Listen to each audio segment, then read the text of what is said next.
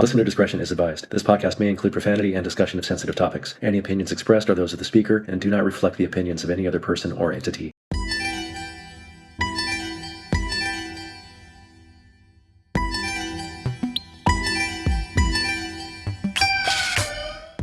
Welcome to episode 20 of The Real Future. I'm photographer John Nyboer, and I started this podcast to share the stories, history, and styles behind street dance culture. However, my guest today is visual artist and children's book author Fuzz Garden. I was contacted by the public relations wing of PH Collective, a socially conscious, women-owned creative agency that is working with United Artists San Pedro, the organization that funded the soon-to-be-released Mimi and the Silly Sea Lion. This unique book is not only a book for children, it was, thanks to the vision of my guest, co-illustrated by students from Point Fermin Elementary. This podcast is ultimately about artists and community, so I was happy to welcome the author into my studio to talk about the book and her personal story. Thanks to PH Collective for reaching out, and let's get into The Real Future with Fuzz Garden. Fuzz Garden, welcome to The Real Future. Thank you. Thank you for having me. I'm really excited to have you. This is a first, as you know. This is nominally a street dance podcast, but when what is the name of the agency? Is it the PR agency that contacted me? PH Collective. PH Collective. PH Collective contacted me. They had seen the episode with Lily Frias, and they said, hey, Melody might be able to offer some perspective on similar topics. And I thought, ultimately, this is about artists, and it's about community, and it's about people, so let's go. So thanks for taking the time to come down to the Flower District, come to the studio, and talk about yourself, talk about Fuzz Garden, and the reason that you are working with a PR agency is that you have a book out. I do, yay. So we will get into that, but I want to ask you, because you are primarily not an author, right? You're a visual artist. Mm-hmm. You do murals, you do illustration, you do painting. Mm-hmm. So I'd like to ask you, what's your first memory of drawing or painting something? That's a beautiful question. My first memory would be sometime in maybe first grade. And I had a school teacher who asked the class to replicate whatever they saw on National Geographics. She allowed us to. Did she have a big old stack of them? Yeah, it was like a huge stack. I loved the books, and obviously there's like a bunch of pictures, right? And I'm like, a lot of pictures in National Geographic, yes. Gravitating towards it. So my school teacher at the time, I was probably in first grade, and she's like, okay, for this activity, we are going to have you replicate an image that you see in National Geographic. It can be the cover page, it can be whatever page that you find interesting, intriguing. And so I found a cover of an owl, and I don't know why I gravitated towards it, but I did, and I drew it, and I don't remember the validation. I don't remember hearing this looks good. I just knew instinctually I love what I just created, and I never was given an activity and an assignment to do something that was fully fun and expressive and no deadlines. And it was just so organic that by the end of it, I looked at it and I was proud of myself. I think that was my first memory of drawing, and that was the first memory that I had that I was proud of myself. Oh, that's so interesting. Do you still have it? No. Oh. I wish I did. But it was like an owl. Yeah. Big eyes, and it's an owl. They're amazing. They're kind of amazing animals. They are. And I love birds. In general. So did you continue to draw birds, or how did you end up? You would think, but no. So were you one of those kids that, I've never been a good drawer. I mean, of course, if you work at something, but that wasn't something I chose to work at. Mm-hmm. And it did seem like there were always those kids, from first grade on, who could just draw. Right. And they sit there and be drawing, and I'm like, wow, how did you do that? Right. So did you just always draw? How did you develop your skill? I think developing came from a place of play. Mm-hmm. I tried to take real classes in high school. Real art classes, you mean? Real art classes, because at the time when I was in high school, I went to Jordan High School. Shout out to Jordan High School. That's in North Long Beach. And LA's like oldest high schools, I think, right? well, that's LA. So there's actually 2 Jordan High Schools. There's one in LA and there's one in Long Beach. Oh, you went to Jordan LBC. I went to LBC. All right. Yes. And yeah, so the art classes that I was taking, it wasn't inspiring at all. I think it was like a PE teacher trying to teach that course. So I wasn't really inspired. They're not that invested in the classroom, and they're giving us like the worst materials to work with. So I asked the art teacher who was teaching, more like life painting and all these things. And I said, could I take one of these classes? And he looked at my drawings and he was like, I think you should like wait a while. I think you should like kind of hone in your craft. This is in high school. This is in high school. It wasn't like you just want to take the art class, you can take it? Right. I thought so too. I thought it was like, I'm interested. I'm showing. Interesting. No, I was a music student. You had to audition for band. I think that was like his auditioning process. He was like, show me your stuff. I was like, here you go. And he was like, So I was like, okay. I knew my stuff was good for me, and I could see the potential in it. So that was kind of the first time where I realized, like, because all my friends loved my work, and I feel like that was the first time that I heard somebody say something negative about it. And so I didn't take it too personally. I just realized, like, oh, this is all subjective. Like, no one's going to be loved by everybody. That just doesn't happen. Yes. So I was like, okay, I see his point, and I'm going to keep working at this, and I'm not going to look for validation. That was like, And I wasn't looking for it in the beginning. I was looking for a class that would like take me seriously. Did you ever then get some type of instruction or mentorship? Photography class was like a place that I felt like I could thrive. My teacher at the time was so kind and so collaborative and really cared about asking us really cool questions. Like, this artist put a toilet in the middle of a museum. That's a famous one, yes. Right, it's a famous one. And I can't think of the name right now of the artist who... It's a French artist, and I can't either, but... Yeah. But we all know what we're talking about. Yes. And he was like, what do you guys think? And so we're having conversations like this, and I was like, I wanted this. Like, this is what I wanted in my drawing classes. And I never got that, in the beginning class, in the beginners art classes. So I ended up not going further in high school with those classes, but in photography, I felt like I was having like real active engagement. And that was really nice to have, like a dialogue where we felt like we were being taken seriously. We were being respected as coming of age people who were turning into adults and transitioning. So when did you get to the point where you had enough, whether it would be confidence or credibility or whatever, to start applying for grants or start... Okay, here we go. I know how to... When's the first time you felt that somebody took you seriously, not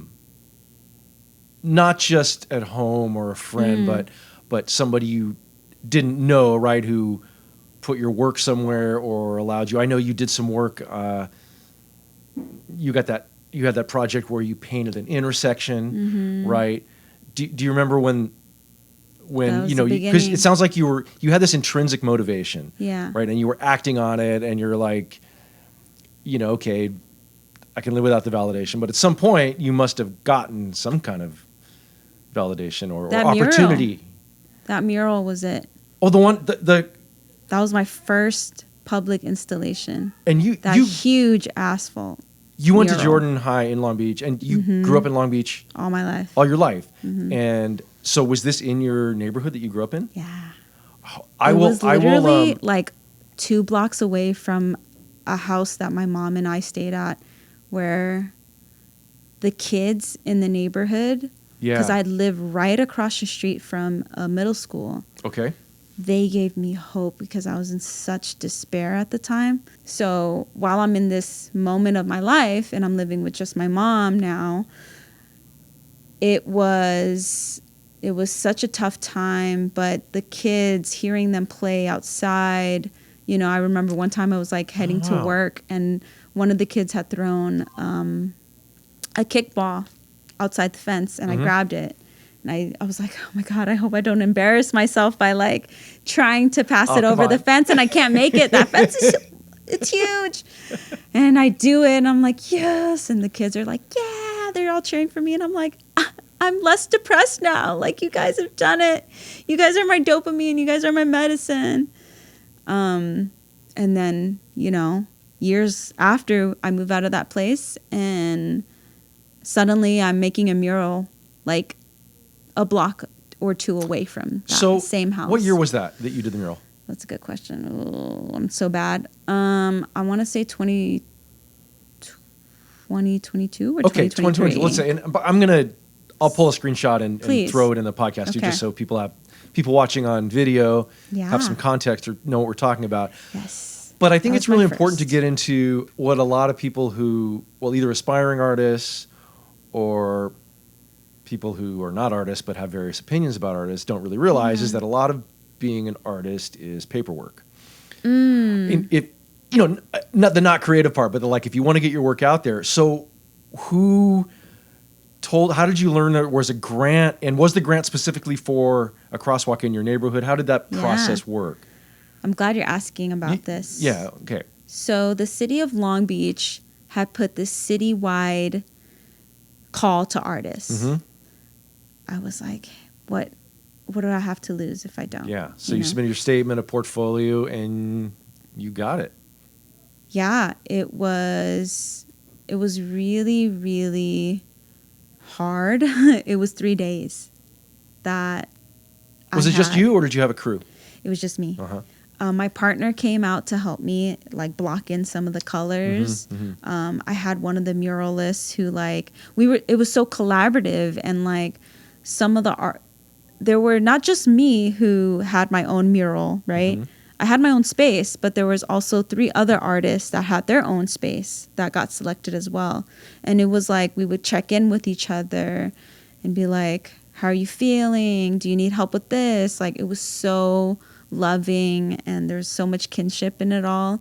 And like one of the artists, Rebecca Rose, they came and like helped me with the soccer ball, like the very end where like we were closing up shop, and it was like, you guys can't come back here. This is the last day. And they helped so much with that soccer ball. So I was able to finish that. And like, you know, wherever we could, folks were just trying to take care of each other, making sure that we reached our deadlines and had our artwork ready. Is it close to where you live? Where I live now? Yeah. I mean, Long Beach is pretty. I'm just wondering if you ever walk by it and you like. Do I walk by it? Oh yeah, I mean, like if I'm around the area, I Yeah. definitely come and like visit for sure. Yeah, but not like I'm just walking my neighborhood and I see it. I wish I was that close. So that was your first kind of like real gig or whatever. And yeah, like, that was nice. So how did you now? Again, I think you know the main reason you're here is this book. Yeah. This book is funded by a grant from Arts United San Pedro. Yes. Right? But yes. So I grew up in the library. I definitely want, because one of the most interesting things about this book is how you put the children into it. Yeah.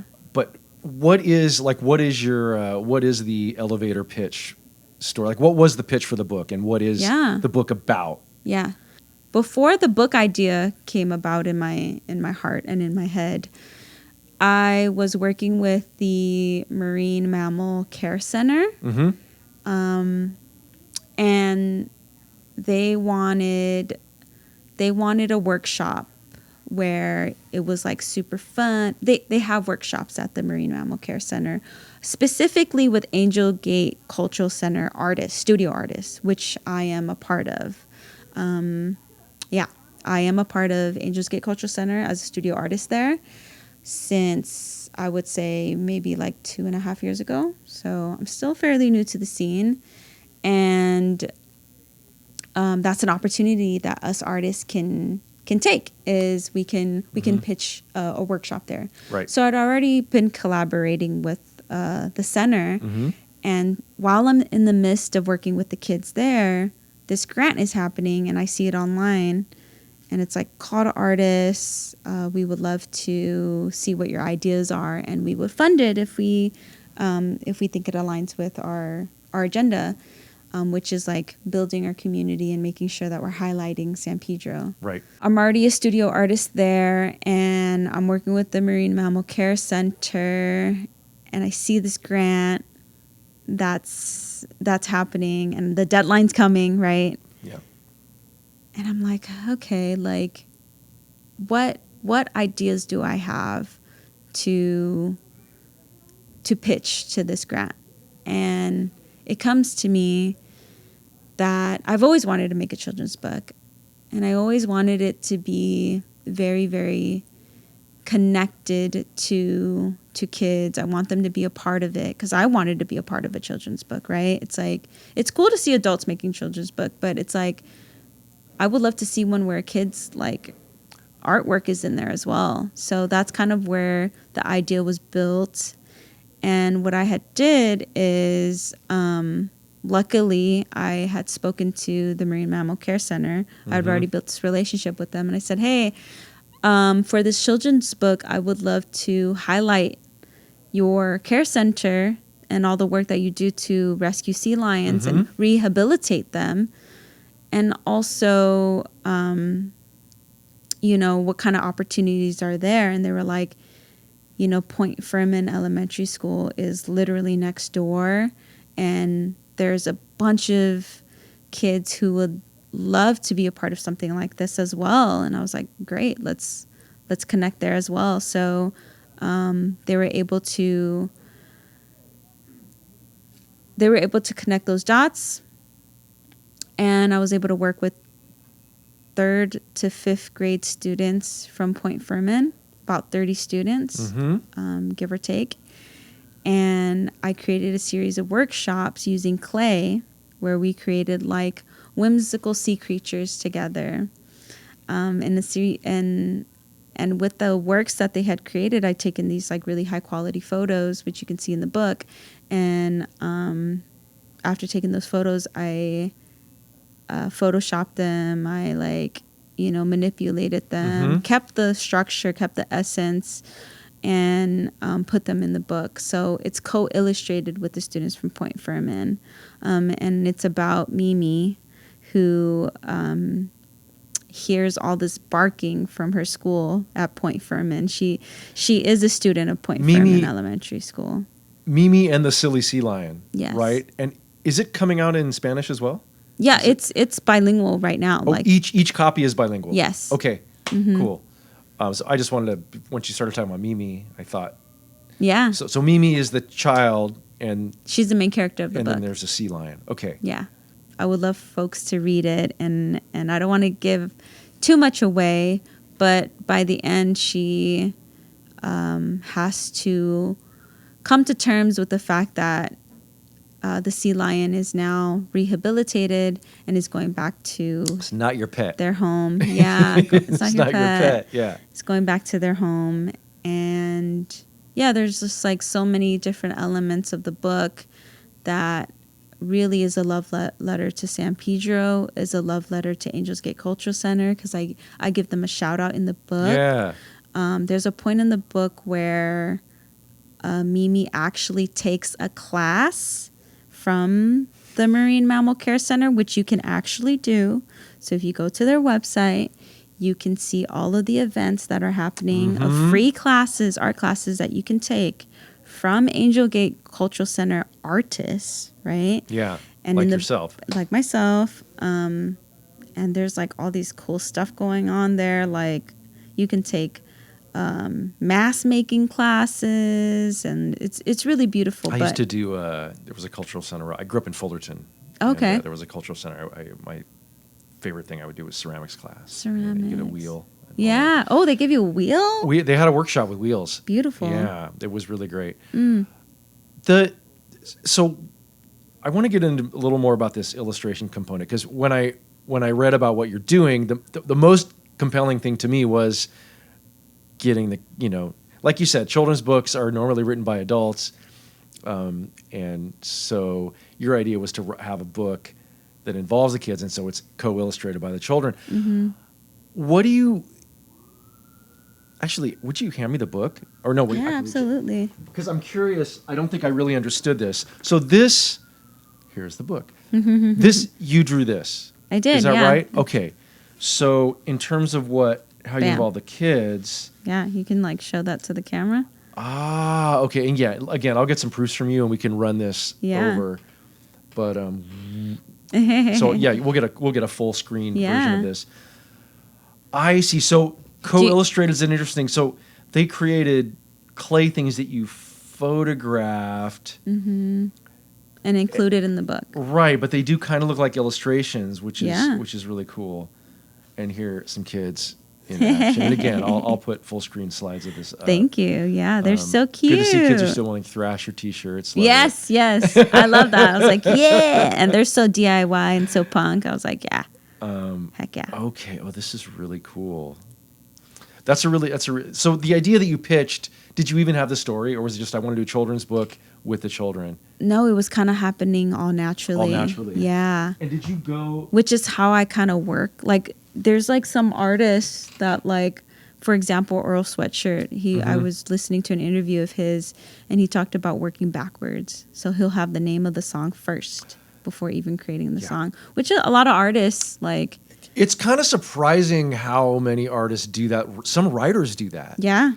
Some writers will just start it with a sentence and see where it goes, right?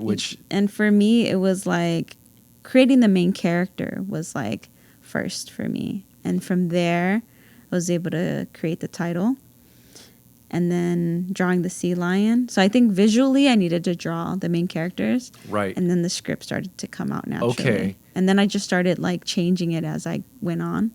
So like I had a sort of fleshed out script. Yeah. And then I just kept changing it. And the workshops did you go to Point Fermin, or did they come to the Angels Gate Center? I went to Point Fermin. You went to Point Fermin. Yeah. And they gave you classroom time. Yes, thanks to the support of Point Fermin staff. Thank you so much, guys. Like they really gave me the dates, and they said, this is how many students can come.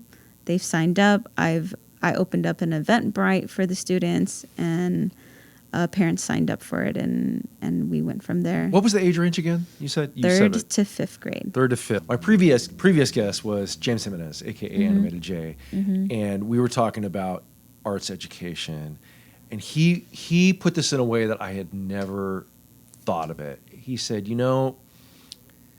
if you're teaching small children, you can't even do it without the arts.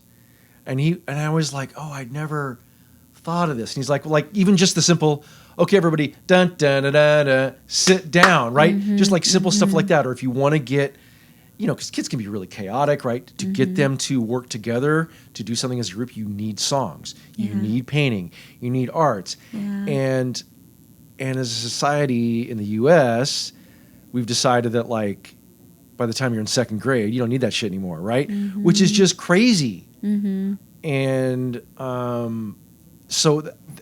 again, that's why I love the idea that you just kind of put all of this together, and that the school participated, and that it's not just tiny kids, but it's like kids are a little bit older.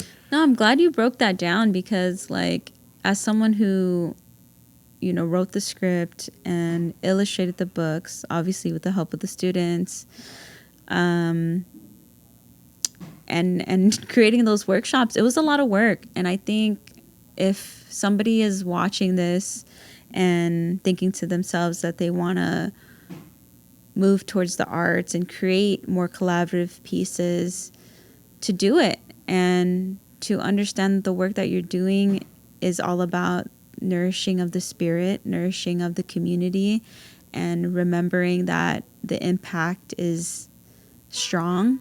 and to stay connected to your community always, which is something that my work does. And having the persona of Fuzz Garden, it's my way of connecting myself to my childhood spirit. It's a commitment to my childhood spirit. It's a commitment to seeing the world through this perspective of what I saw when I was younger. And I grew up in Long Beach. I grew up during a time where there was a lot of injustice. It's still happening today. And for me, Fuzz Garden holds a lot of significance because as a kid, I had to grow up a lot faster than the rest of my peers. And a way for me to cope through all the things that I was seeing was these beautiful shows like Sesame Street and all these fuzzy, fun characters who would be running around, and like Arthur, and like all these cool, imaginative, whimsical things that I saw on the TV were like ways that I could run away and see the world and run into imagination and expression. So Fuzz Garden, the name comes from your personal imagination garden? Or? Yeah. Well, okay, so Fuzz comes from that space of like TV and like, you know, that ecosystem, right? The garden, right? The ecosystem. Yes, I'm picturing Sesame Street characters and Barney or whatever you were into. All that stuff. Who's the dude who lived in the house? That big bear. It was like Bear in the House or something like that. We'll call it Bear in the House. Yeah. Or like Banana in Pajamas. Like are coming down the stairs. Yeah. In pajamas. Blue's Clues. And like. Okay, so that was That was Fuzz. That was like when I found that persona, when I found the name for that, I was like, that's Fuzz. And then Garden came from my mom, actually. For me growing up, we didn't have a garden. We didn't have a backyard, but my mom would come home with food, you know, and she would create these like beautiful, I would see mint, galango, lemongrass. Galango is like a cousin of ginger. Mm-hmm. And like these really watercress, like all these like really beautiful like native plants, and she would make all these incredible dishes. And even though we didn't have a garden in our backyard, we didn't have a backyard, she'd made it in our kitchen, and it smelled so nice. And I just remember like all the curries that she would make, and using the mortar and pestle. Yes, that. I love to cook. Yeah. I could talk all day about this shit. Don't get me started. Yeah, and like when you're like so galangal. Your mom's Southeast Asian? Is that? Yeah, my mom is Cambodian and my dad is from Honduras. And I grew up with my mom, and in the household it was just like these really beautiful smells and dishes always in our home. When we got that government check, right? Like it was, you got to wait for it to hit, and then you're able to like, you know, really get the fragrance of my traditions, of the culture. And can I ask you, because you mentioned it a couple times, what were you seeing as a kid? Like, I don't know. Do you know what I'm talking about? Absolutely. Yes. That's Long Beach. Can we get into that? Like. Yeah, we can talk about that. And that's a big part of. It's a big part of me. It's a big part of why this persona exists. Why Fuzz Garden exists. Growing up, what we are seeing now in the face of, you know, just all the chaos that we're seeing. It was something that when I was young, I'd been kind of shown in the very beginnings of my birth. Like I grew up around gang violence. Mm-hmm.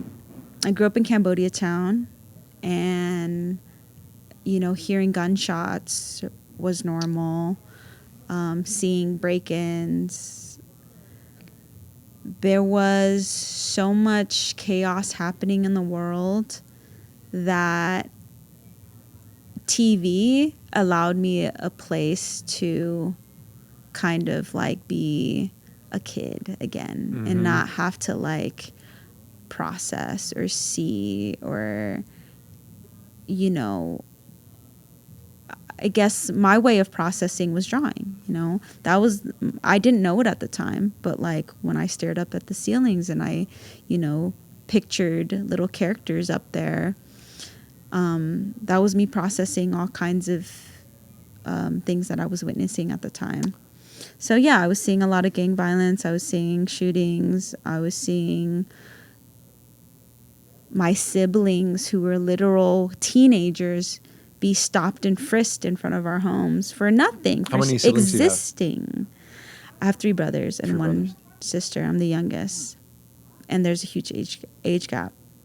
I was really young, and so first grade, and I'm seeing my brothers who are like, you know, in their middle school, high school years, existing as people and being stopped and frisked for it, and having to go to juvie, and then going further on in an institution that was really made to put them in handcuffs at the very beginning of it all. So,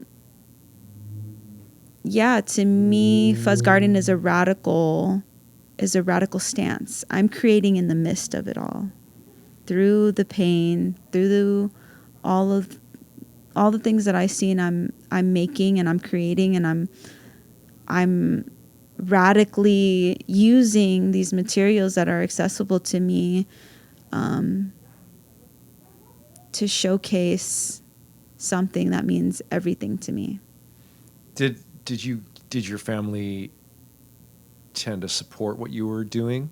Or They've recently started nice. supporting it. And it took a while. There are different characters in my life who supported it earlier on versus others. My mother always loved the arts. So did my dad. But I think it took a little bit for some of my siblings to get used to the idea. But I understand, because their lifestyle was so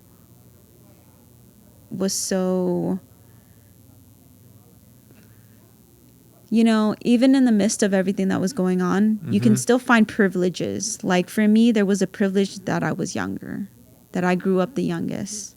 I got to so you got some observe. Or I just got to observe. Okay. And see, like, this is what happens when you do this and that and the other, versus my siblings not having that privilege and having to be the first to go through their struggles and the system.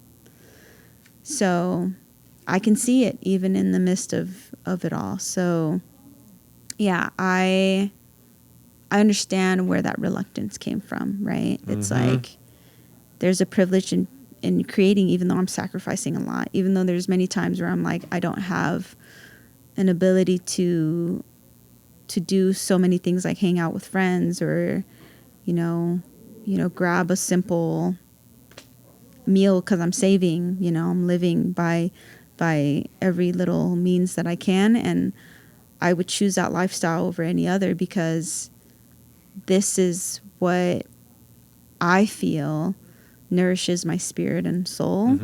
And I've dealt with that all my life. You know, I've dealt with not having much and having to like be minimalistic, so I can live like it and not need much. Yeah. For those who are in a similar situation, this book is free, right? This book is free, yeah. And so it's going to be at the local libraries, is that correct? It will be at the San Pedro Public Library in the collections, so anybody can pick it up, read it, and take pictures of it, and post and tag me if you'd like, and tag all the amazing people who help support this, which I dedicated in the book. And yeah, it's meant to be free for a reason, because I grew up in libraries. You know, this place that I got to use the internet. I didn't have a computer growing up, so to me, this is something that like means everything. And to do it in San Pedro, where I have a studio, where there's a community that believes in me, I want to give back. I want to highlight and showcase the beauty, because there's so much art in music. There's so many beautiful things that exist in LA that exist in San Pedro. Yeah. And there's a marine conservation site. There's so many like beautiful conservation communities that exist in San Pedro. I'm only highlighting one. Are you? It seems like there's a lot going on in San Pedro right now in the arts, and I know you mentioned there's something called the Arts Open coming in April. Yeah. And is this like a street fair kind of situation? Yeah. So Arts Open, I believe there's going to be like a trolley. Yes, that is going in. Yeah, so there's going to be a trolley April 25th, April 26th. It's an opportunity for folks to really visit hundreds of artists in San Pedro. Well, for free. Where's your Angels Gate studio? It's next to the Korean Friendship Bell. Okay. Yeah. Yeah, which is also next to the Marine Mammal Care Center. Yes, yeah, so that beautiful park right on the cliffs there. And I definitely recommend, like, with artists who are up and coming and trying to like figure out their voice, come visit San Pedro. Come visit these. Yeah, that's my point. Sites, yeah. Yes. And like, it's a matter of, if you see something that doesn't speak to you, really create from that place, and really create from a place of resistance, whatever that looks like for you. For me, Fuzz Garden creates these really colorful images, and I really grasp into my childhood and my inner kid who is like, very much into humor and softness and all these different ways. And when you're creating whatever language that is for you, speak from that. And really make your voice be known in whatever capacity that is, and do it in the ways that feel right to you, and just go for it, So that was something that I learned from the very beginning, applying to the city call of artists. And then I became a muralist, and then suddenly I was a studio artist of Angels Gate Cultural Center through, networking and meeting mentors. I had a mentorship with Mario Ibarra. Language Studios was like my first summer residency. And through Language Studios, I was able to meet all kinds of artists. Carla Diaz and Mario, they're co-founders of Language Studios, and being able to see the way they work and see the way they collaborate has been like a huge inspiration on my end. What kind of work are they doing? It's Language. What's their main output? It's pretty multidisciplinary. Oh, yeah? They really invest in ceramic artists, painters, animators, and there really is just a movement of place, a movement of seeing artists. And so that was my mentorship on such a creative level and social level, and then building off of that and creating now has just been like so like intuitive on my end, and that collaboration has been like a real thread in my work, and it will never end. It's like to be honest, I cannot create unless I'm working with my community. If I ain't doing that, I'm not creating, to be honest. And I'd spent years being depressed because I didn't know what it was that was causing me not to put anything online. It was like I was just creating, and I was having a good time doing so. Yeah. I needed that outlet. But I couldn't put anything online for the life of me. Well, do you think it was because once you do that, you're facing judgment? Like, do you think it was something to do with that? I don't even think it was judgment. I think on my end, it was a matter of I could not find my voice. Like, But you kept trying. I kept creating. That's the interesting thing. So was there somebody in your life that encouraged you to keep taking the baby steps?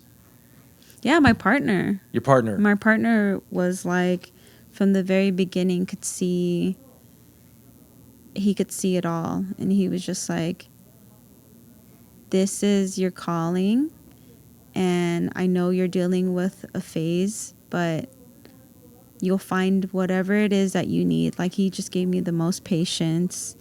And, you know, it's just like something that I'm so grateful for. And like, we're at a stage in our lives where it's so strong that like our connection is just so cemented in this idea that we believe in each other's work, and we like are there for each other through thick and thin. And he creates video games and like really amazing, beautiful things. And, you know, he's like one of the most inspiring artists to me. Like, I just love everything that he does. And that's not because I'm just his partner, but like, truly, I'm just inspired by his stuff. Like, he's really amazing. Yeah. But I would say that was like one of those people that I could count on to give me like real advice. Yeah. And also like, you know, it came from a place of love, and I knew that whatever he said was like, you know, honest, his honest reaction. Yeah, that's really everything. important. And then an encouragement thing, because like I said, like, it doesn't even matter if you, I don't know, I think everybody needs to feel like they can. There's just this thing that creativity has become like, I actually cannot stand that now we have a word, like if people refer to themselves as creatives, and this word did not exist when I was a kid, right? In that way. Yeah. And it drives me crazy because I feel it's turned it into a job in a way that connects to basically just product output, right? And and I know lots of people who use this word, I don't like get all bent out of shape, but I don't like it because I think it turns you to an object of basically commerce, right? And I feel like everybody's creative. Everybody may not be a creative way in like a career, I agree. but I feel like so many people could just use this confidence to be like, you know what?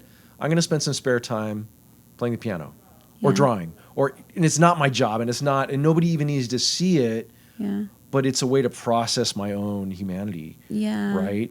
And then the next level would be connecting with your community. Right. If I come to your studio or anybody comes to the Angel Gate studio, what are you working on now? Like, you got this book out, which is wonderful, but now you're probably like, well, what next, right? So, but what next? So what's next? What's next for Fuzz Garden? My process is I like to be very intentional. I have a lot of space. There's this famous quote from Tupac, who was like, he was asked the same question, what's next? And he was like, up. As simple as up. Like, further, beyond. Like, we're just going up there. But but can you tell me what beautiful. You are working on though? Like in your I feel like I like to give myself a lot of pause, and because that's my creative process, and I'm just learning that, right? So, you know, Fuzz Garden is one persona of me where, you know, I can create from a sense of love and fun and all these like really collaborative experiences. And then I need that other time to kind of like sit with me and take care of me and relax my shoulders and, you know, walk. And when you go to your studio, are you... I'm doodling, baby. Okay. I'm doodling. Do you doodle on canvas? You doodle on paper? What's your... Everything. Whatever it is, like... And those doodles will turn into something, or maybe not. Right. But I keep them, and if I need to transform them into something else, that will turn into something... Do you specific? Is it always pen or charcoal? Like what? How does that work? My favorites would be acrylic. I love markers. I love crink markers, which are like street markers. I love Yeah, I like I love crayons. the and work oil that you have. I saw pastels. some of your work on a website that I think is part of Yes. UASP, right? Or Yeah, or was yeah. it part of There's Angels a Gate? there's a profile and it had for me some there. prints. It looked like prints. One of them was the one that was named after the Kurt Vonnegut quote. Yeah, But be is, kind. is that done with marker or No. That's a digital piece. So I work with digital as well. So Okay, yeah, illustration, I which like this those. is digital. They're super. This book. Like I tend to like geometric, Me too. kind of color blocked stuff, Mm-hmm. and that stuff looked really. It looked really sharp. Thank you. So, There's but work that was all digital. That was not. yeah, that's digital. So Will- there's But will you there's a doodle mix it out there. and then be like, okay, now I'm gonna strip it down and. No, I like to when I doodle on Procreate, for example, like Yeah. digitally. I'm just like creating from a digital canvas, and then when I'm solely working with like materials like canvas, then I'm solely working with that. But I sketch it out digitally first because I'm not quite comfortable. If I have a big canvas in front of me, I'm not quite comfortable like truly painting on it. Like and The it really blank just page depends. is terrifying. Yeah, unless it's really a is. found canvas. If it's a found canvas, Uh-huh. I don't give a damn. But if I just bought that canvas, I'm gonna sketch everything digitally first and then project it and go from Oh, there. so you sketch digitally. You're not pencil and paper doodling. You're more of a It depends. digital It depends. native doodler. It depends on Okay. both. On both. Gotcha. Yeah, it really depends on like if the canvas is found or not. Because for some reason my body is like, oh, if it's found, like there's so more. when you say found, you mean like a thrift store? You grab an old canvas and paint over it? What do you mean by That found? or I'm going on the street and I found like Yards. a Yeah. canvas. Dumpster diving. Yeah, dumpster I'm a diving. fan. Yeah. Yeah. If people come to the Arts Open, or which is your studio's participating in, right? Yes. Yes. So what are you going to have on display for us? What is Fuzz Garden's studio section going to surprise man. us with? Well, I definitely plan to have a mural installed in my studio so folks can come and take a look and see a mural that I've created there. And I'll also have artworks for sale. Okay. I'll have paintings, prints, stickers, and I already plugged in those dates, April 25th. 4th and 5th. 24th and Or 5th and 4th, either way. Okay. I'm like trying to, yeah, so. For mural, do you, like, can you paint on the walls? Or, like, how does it?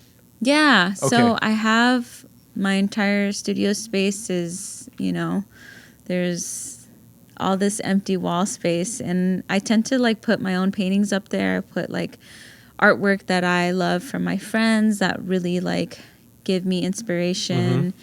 And I just love being, connected in that way. But I'll definitely make some room, put some paintings onto different sides of the wall, and just like really concentrate the mural on like the biggest piece of the wall. But that's where I normally create at is on this wall. But I would also like to create on the floor as well. So, Oh, okay. but I'm not doing a mural on the wall. I'll just like stick, or not on the ground. Sorry, on the ground. Well, you say that now, but who knows? Once you get started. maybe Right, I did it. We'll expand. Never know. That's a good idea. And Oh, I know what we didn't address. What? The whole point of you being here Yes. was for this book. Yeah. And I believe you're doing a public reading of the book. Oh yes, I am. I am. And that's coming up in a couple weeks.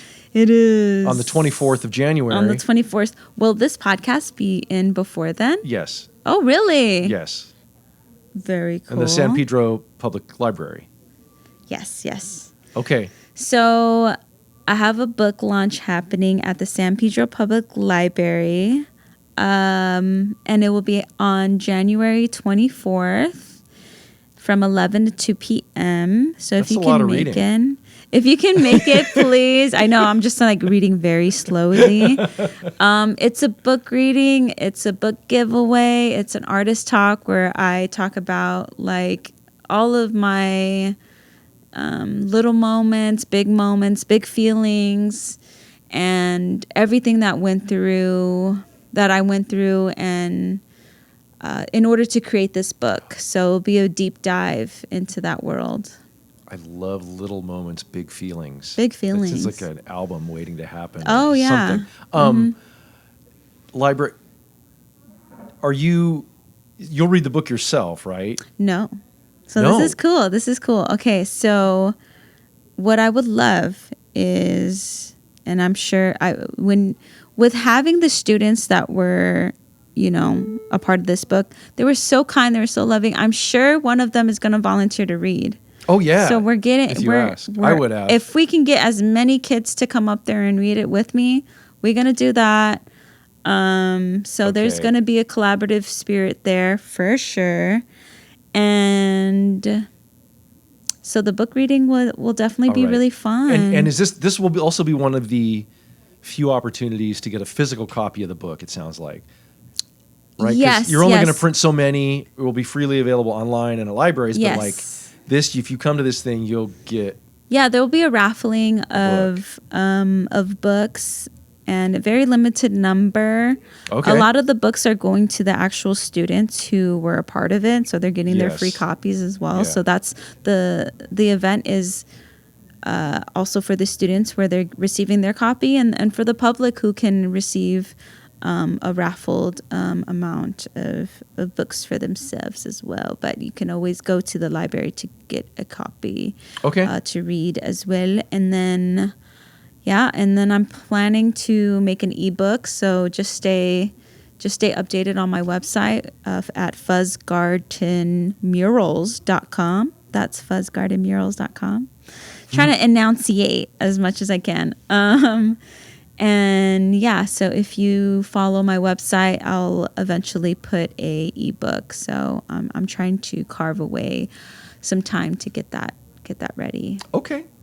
Sounds good. Yes. Well, Fuzz Garden, thank you so much. Thank you. We appreciate your time. It was really good to meet you. I appreciate you. And best of luck with the book. Thank you. And with whatever is happening next. I will try to make it to that Arts Open. That sounds pretty cool. Oh, yeah. It is very fun. And if you ever do decide to take up dance, you got a nickname. You're all ready to go. Oh, yeah. You've got that part. You've got that part ready. I feel like I want to go by Fuzzy. Yo. All right. Thank you so much. Thank you. All right.